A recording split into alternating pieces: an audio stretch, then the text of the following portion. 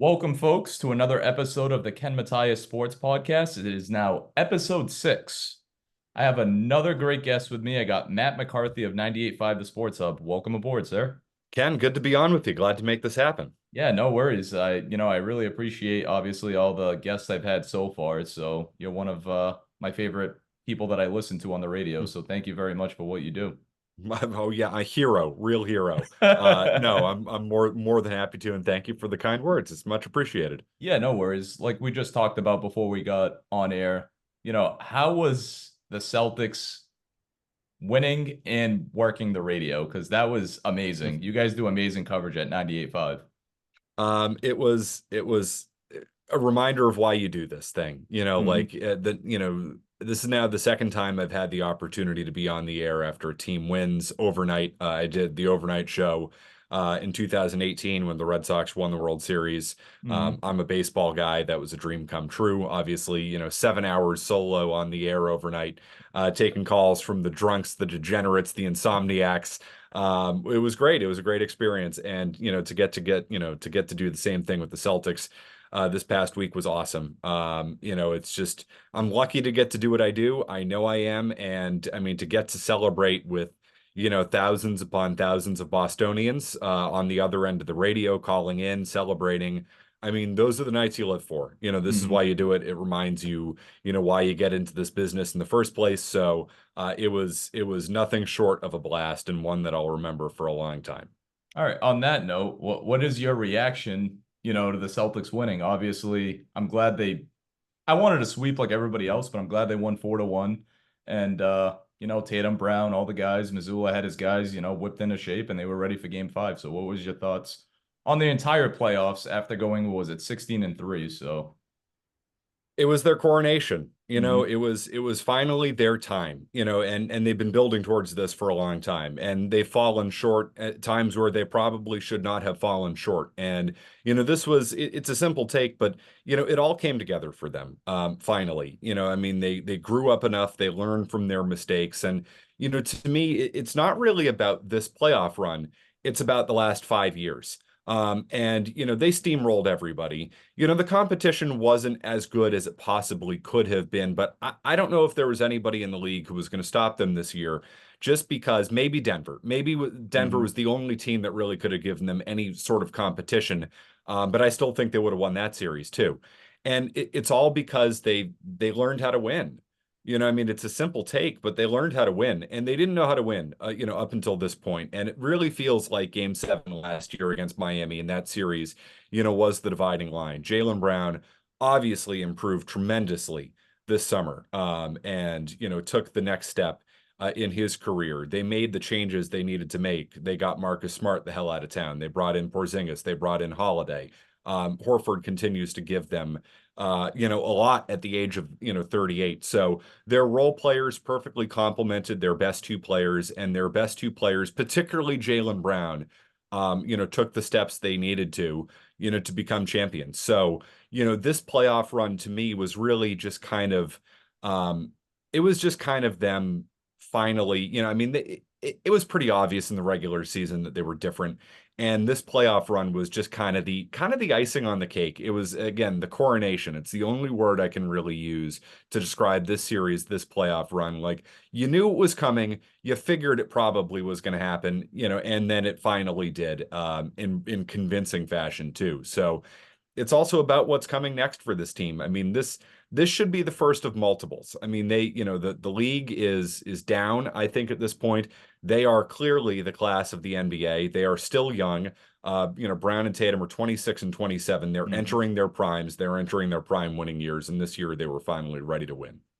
Yeah, no, absolutely. Great points you alluded to there. And obviously, Coach Missoula, big factor being the coach, stepping into Ime Udoka, after all that transpired a couple of seasons ago. Obviously, he's a local. He's from Johnston. He's come through the ranks, I should say, being at West Virginia, playing there, being assistant, yada yada yada. But I'm just grateful, beyond grateful. It was 16 years in the making. I just turned 30 like last week, so it's a nice little another birthday gift for me that we ended up winning. But I mean, the first 3 rounds, Matt, they basically I keep repeating myself, but they keep sweeping people. They were Mhm. 12-2. You know, without even Porzingis. I mean, he played what, the first series against the Heat, and then Yep. that's when he got injured, or it was into the Cavs series, right? I think it was game 4 against Miami. So I mean Yeah, the guy basically played like 6 playoff games, yeah. for them. And they dominated with him and they dominated without him, which again, kind of speaks to my point that I don't think it really mattered who they were going to play. I think they were Hmm. going to dominate the vast majority of teams in the league because they did it in some ways with their left hand tied behind their back. Yeah, for sure. I mean, obviously, missing Porzingis was not much of a big factor, but obviously he had a good regular season. He did miss about 20 or some odd games. Al Horford, I mean, it's great to see the 38-year-old Al Horford actually get his first title. I mean, that guy's been Mhm. itching for a title for many seasons. I mean, I thought they were going to beat the Warriors 2 years ago. I don't know if I'm one of the select few, but being up 2-1, it's like I get the experience from the Clay, the Draymonds, and Stephs of the world, and obviously Coach Kerr. I get that kind of outweighed the Udoka staff, I guess. But I just feel like they had a chance to win 2 seasons ago, and that was a heartbreak, obviously, for all Celtics fans and Bostonians that love the team. But Well, I mean, yeah. they learn from it, Ken. I mean, they Hmm. learn from it, and I think that's kind of the takeaway from this year. I mean, talent-wise, they were probably ready to win 2 years Hmm. ago. They certainly were ready to win last year against Miami. I mean, an 8 seed, and yet they didn't have that it factor. They didn't know how to win. They didn't know how to put in. I don't want to say they didn't know how to put in the work because I mean that's probably talking out of my ass. I'm not in the building, but I mean, they clearly did not know how to win. They fell behind 3-0 to Miami. They Hmm. didn't know how to close out, a Warriors team that had the experience, right? I mean, I think the Celtics, were younger. You could argue maybe even more talented too in that series, but up 2-1, leading by 10, fourth quarter, game 4 at home, they didn't know how to close. And you can only learn how to close by experience. And sometimes you have to learn by failure. And this team learned by failure. And it just all came together for them this year. There's no doubt about that. Yeah, obviously, I mean, a lot of people, the whole NBA thought, all right, they got an easy road. They're playing low seed Miami, Mhm. a decent Cavs team. Obviously, Bickerstaff got fired, unfortunately for them, and then D. Mitchell's future, who knows? Mhm. They played Indiana. Carlisle always had his team ready, but obviously they swept them. And then they played recently, they played well in the finals. So it was just great to see them play the Mavs. But I hear it on you guys' station. Did Mavs really pick the Mavs? Tony Maserati, did he really pick the Mavs, or that he was just trying to get the juices flowing with the So people? so I'm not playing dumb about this. I didn't hear Maz that day. I've heard people reference it. If he did, it's a bad take. Bad take, Maz. Yeah. Shame, shame, shame. But there were a lot of people nationally who picked the Mavs, and to me, I think that was recency bias. I mean, I think people got caught up in Minnesota in particular, and Hmm. then when Dallas dispatched them pretty easily.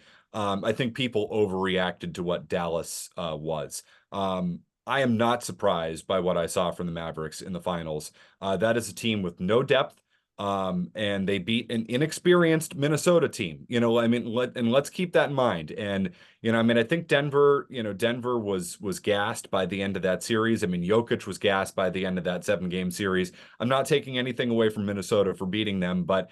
I don't know. They got through Denver and everybody kind of crowned Minnesota and Dallas put them away. So as a Hmm. result, I think a lot of people completely and totally overreacted to who the Mavericks were. And the Mavericks to me are a team with 2 star players and just about nothing else. But I don't think Luka is capable of winning at this point with his style of play. He can't defend. He slows the team down too much. Hmm. He's a tremendous offensive player, but he's one of those star players that I think limits his team's success. And listen, they got to the finals somehow, some way. So I mean, I Hmm. guess I shouldn't totally take that away from him. But I think people just reacted to the Luca thing and him yelling at Gobert. And, I mean, the scenes from that Western Conference Finals against, the hotshot young team that everybody fell in love with Yep. Minnesota. And as a result, they overrated who the Mavericks were. It was always a good matchup for the Celtics. I felt that way entering the series, and they proved that in this series because, I mean, they put away Dallas with relative ease. I actually think the team they swept in the Eastern Conference Finals in the Pacers gave the Celtics more trouble than Dallas. They did for sure. I think the Pacers were the toughest team the Celtics played. Again, is that saying much? No, but I think the Pacers were a tougher out than Dallas, even though the Celtics swept them. Yeah, I mean, obviously, Jason Kidd, I mean, I'm going to jump around a little bit. Jason Kidd said after game one that Jaylen Brown's the best player on the Celtics. I mean, I don't know if he's just trying to get the juices flowing. It's game one. We're down 1-0 right now. Fine. Or 0-1, whatever you want to say. Mhm. But I mean, to me, it's always been Tatum and Brown. Are they gonna exist? Are they gonna mesh? Is it gonna work? Yes, it's gonna work. It's been working. They basically, what was it Tatum's rookie year? They went to the Eastern Conference Finals, is one game away from the finals. And that they probably would have played, was it Golden State, maybe looking back 6, 7 years ago? Yes. Yeah, and they would have gotten steamrolled. Probably. I mean, maybe they would have lost 4-1 or got swept, whatever it was. But that would have been a good, energy shifter. Like, all right, we're young, we're still new to the league, this and that. But I just feel like Dallas was just kind of breezing through the playoffs. I mean, they beat OKC, if I remember correctly, Mhm. right? Yeah, but again, another young team. Hmm. Let's talk about the Celtics, being a young team for a while there. You can have talent, but putting it together in big moments, putting it together in the playoffs is a different thing. So, again, I think people overrated Minnesota and Hmm. they overrated Oklahoma City. I'm not saying those teams suck. I'm saying they're good. They're good, but I mean, it takes a different type of thing to be able to win 4 games in an NBA playoff series. It just does. Yeah, for sure. I mean, it's not easy. Not any basically NBA team can win a 4 game or a 7 game series, first to four. But obviously, like you said early on, I hope this is a run to start of multiple championships. I mean, 2 years ago, I wish they would have won, as I keep alluding to, but it is what it is. But I'm hoping with the next 10, 15 years, they can at least grab another 3 or 4.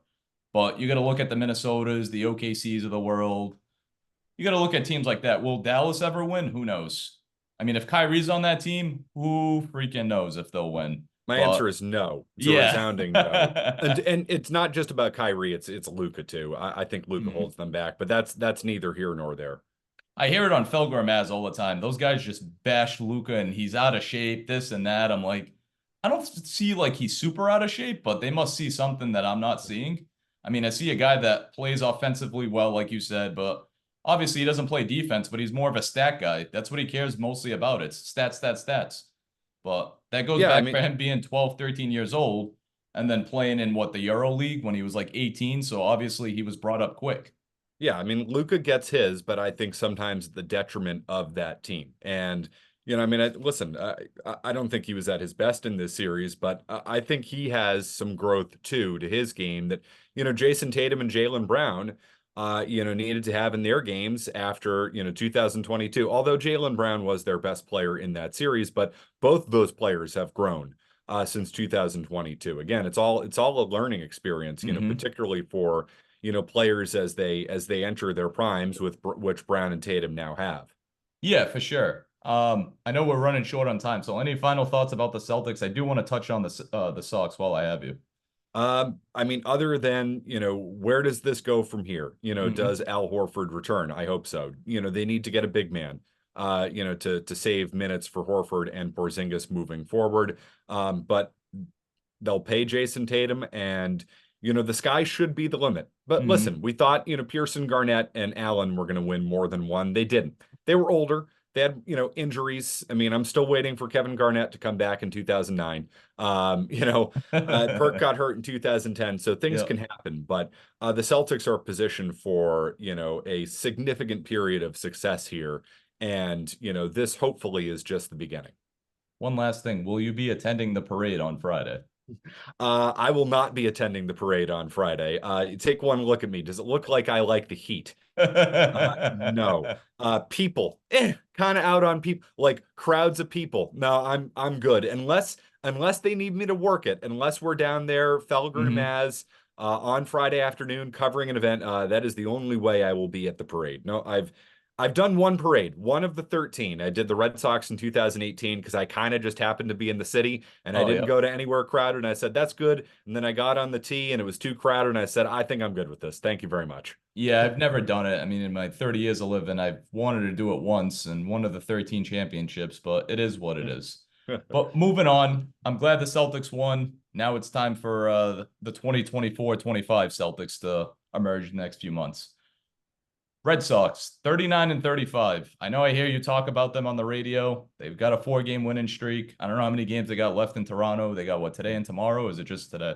I believe it's today and tomorrow. Well, actually, yeah, there's a 4-gamer and a 3-gamer. I don't know, to be totally honest. They've got at Yeah. least one more in Toronto. I know they're going to Cincinnati for the weekend, and then I think they come home. Yes. What's your thoughts on this team? I mean, they're all over the place. The Raffaellos of the world. I mean, have been playing great ball. Devers has been playing so-so. Still waiting for Tristan Cassis to come back. So, what's your thoughts on this team? 74 games in, if I got my math The, right. there's no doubt they're overachieving. Hmm. I didn't necessarily see this coming. I mean, listen, they're 4 games over 500. I mean, I thought they were going to be about a game or two below 500 this year. So, I mean, they're not overachieving by a significant margin. But I bet them under 80 and a half, thinking they were probably a 78 to 80 win team. Hmm. I bet the win band between 75 and 80 because I thought that's where they'd be. Right now they look slightly better than that. And what's happening is their young players are starting to put some things together, and they've had a ton of injuries, so they're most certainly overachieving. Given that Casas has been hurt, and he's a huge part of what they were supposed to accomplish. Trevor Story obviously hurt. I mean, run down the list. Half the team's been hurt this Hmm. year, so they're 4 games over. They're coming off one of the best weeks it feels to me that they've had in 3 years beating, the Yankees and the Phillies. And there was nothing really fluky about it. I mean, they outplayed both of those teams. And, the Phillies and Yankees are two of the best teams in baseball. And they're actually legitimately trying to win a World Series, which the Red Sox are not. So, what's happening is they're pitching, over their heads, which they've been doing pretty much all year long. I think thanks in big part to Andrew Bailey Yep. and, Craig Breslow fixing, the pitching infrastructure in the organization. Some guys like Cutter Crawford are starting to come back down to earth, but they're still getting way more out of this staff than I thought they were going to get out of them. And, they've been able to pivot who they are offensively.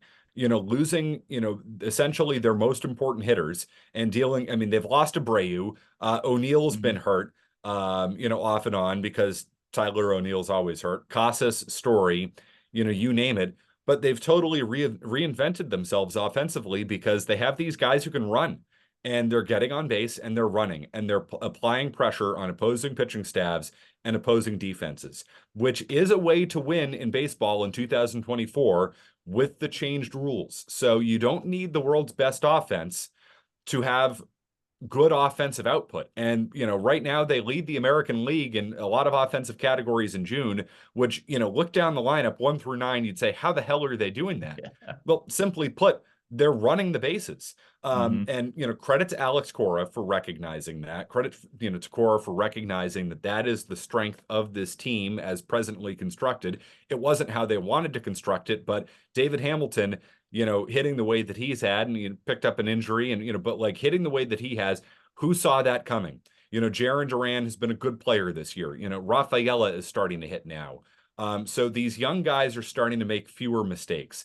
Doesn't mean that this is going to continue because again, it's going to be up and down when you have young players. So I still think they're about a 500 baseball team. But let's see. I allow for the fact that I could be wrong and that this overachievement, could continue to the point where they address it at the deadline and all of a sudden they're a better looking baseball team on paper than you or I give them credit for. I mean, that's Hmm. really the next thing here is, if they continue to play a little above their heads, all of a sudden it's going to be the trading deadline and they're going to be a couple games over 500 and you're saying they should go for it. They should do something.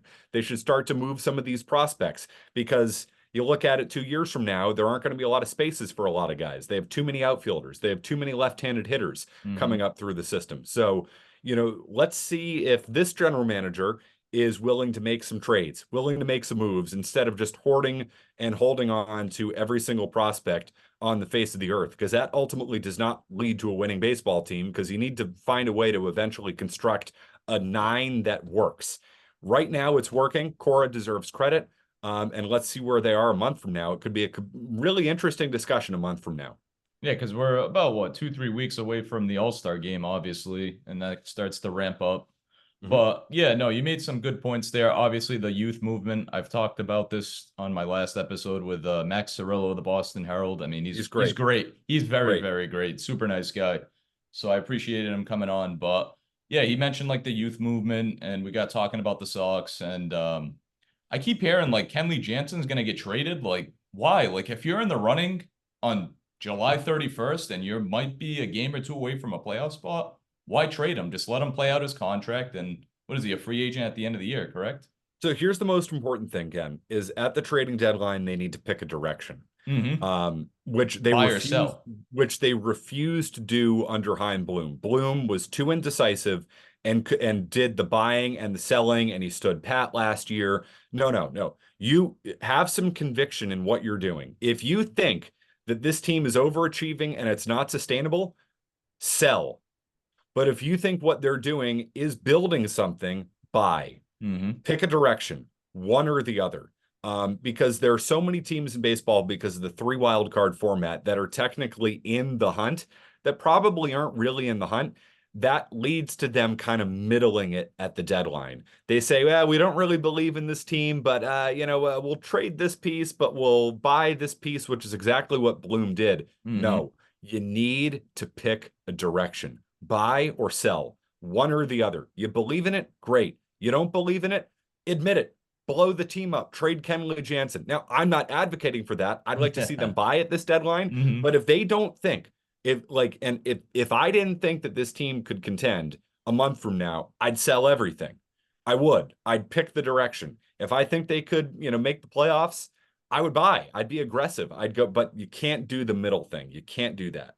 Yeah, it's got to be a happy medium when it comes to them, but it's just been on a downward spiral ever since they lost in the ALCS to Houston in 2021. It's just been an up and down battle. I mean, 3 down years in a row, or 2.5 down years in a row, and it's just like we're used to winning. I mean, Devers is the last remaining 2018 World Series champion. You trade Chris Sale, you got Vaughn Grissom. Good thing I brought up Vaughn Grissom. What's your Mhm. opinion about Vaughn Grissom? Is he going to be the future, or they're just going to get rid of him at not season's end, but within the next couple years? Probably not, but it was worth a shot. Hmm. Atlanta doesn't trade guys. Then They don't, yeah. that should have been the number one sign right there. But they needed to move on from Chris Sale. They had to quit that thing. I know he's pitched well in Atlanta this year, but they had He to quit has. that thing. You take a shot on it. Obviously, he's been hurt, hasn't been able to stay healthy. But let's just look at it, realistically here. Story's under contract. For better or for worse, I would say obviously for worse, he's under contract. Marcelo Meyer has hit well this year at Portland. He is obviously the next big thing. We've heard about that for a long time. So there's your middle infield right there next year. Now Story's going to get hurt again, but all of a sudden David Hamilton, is showing you something. There is not going to be much room for a guy like Hmm. Vaughn Grissom. So I don't make much of him. He would have to show me something. But again, if you're in a playoff race, I can't have Vaughn Grissom batting a buck 35 and pulling another hamstring. I No. mean, it needs to be Hamilton in there. It needs to be Hmm. Valdez in there. It needs to be guys who have given them more. If your outfield's crowded when Abreu comes back, it's Rafael at short and it's Hamilton at second. I can't have Vaughn Grissom out there, wasting your time. So Hmm. chances are, I think, probably not with him. The bat's still intriguing. Like I don't It know if he's a is. great fielder, but the bat's still intriguing. But he's proved it at AAA at this point. He just hasn't proven it at the big leagues, and there aren't many opportunities to do that at the big league level for a team that is actually serious about winning, which is what you want the Red Sox to be. And he's still on the young side. I mean, 22, 23. So we'll see what happens. But your final thought as we wrap up here, because I know you have to go. I mean, just essentially, what I said, like this next month is massive for this team, and attention is now about to shift back towards them, with the Celtics, being done. And, Yeah. right now, I mean, it's a good product. It's, they're playing a fun, entertaining brand of baseball. How sustainable is it? That's the question. How sustainable is it? And I think it's partially sustainable. As presently constructed, I mean, I think they're going to continue to win some ball games. Again, I still think they're probably about a 500 team. I think they're overachieving by 3 or 4 games right now, which is not a significant amount. Hmm. So I mean, my valuation could be off by 5 games. In the grand scheme of things, that's not a huge miss, but 5 games can be the difference between making the playoffs and missing the playoffs. If I were to say they're an 83 win team now, and I thought they were a 79 win team entering the year, so I'm off by 4 games. But what if I say, hey, they're an 83 win team now? What if I'm off by 5 games? What if they're an 88 win team? You might be a playoff team, and that's, a week and a half of good baseball. Hmm. Really, that could make the difference of really good baseball. So, the margins are pretty slim. So, let's see. It's going to be a huge month to determine what direction they go in at the deadline. No, I appreciate it. Great analysis, and I hope Milliken's on board with this too, because I know he's a big baseball guy too. You'd believe it or not, Milliken's been as down on the Red Sox as I've ever seen. Wow. We've finally poisoned him, and now they might be giving him a reason to, they might be tempting him a little bit, to come back to the light side, which is, devastating. We need to keep corrupting him. Yeah, absolutely. Appreciate it, Matt, for joining my podcast, and I thank you so much for a little bit of your time. I know you got a busy schedule. Ken, I'm more than happy to do it. Sorry to have to, to not be able to spend, a full 45 minutes with you, but more than happy to do it anytime. I mean that. Reach out. Happy to do it. Sounds good. Thank you, Matt. I appreciate it. All right.